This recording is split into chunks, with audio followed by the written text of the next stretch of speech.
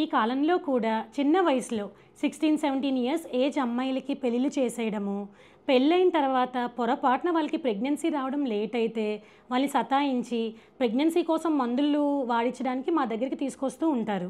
ఇది ఎంతవరకు కరెక్ట్ అనుకుంటున్నారు? Teenage pregnancy or adolescent pregnancy అంటే 20 ఇయర్స్ ఏజ్ బిలో అమ్మాయిల్లో ప్రెగ్నెన్సీ రావడం. ఈ టీనేజ్ ప్రెగ్నెన్సీస్ వల్ల బోత్ మదర్ అండ్ బేబీకి చాలా కాంప్లికేషన్స్ డెలివరీ టైంలో ఎదురవుతూ ఉంటాయి.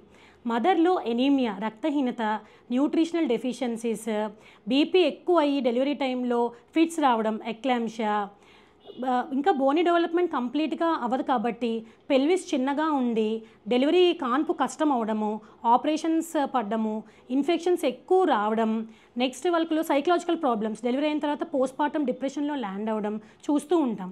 బేబీ పరంగా నెలలు నిండకుండా పుట్టేయడం, ప్రీటర్మ్ అండ్ ప్రీటర్మ్ వల్ల వచ్చే complications, low birth weight, baby బరువు చాలా తక్కువగా పుట్టడం, ఇవన్నీ చూస్తూ ఉంటాం.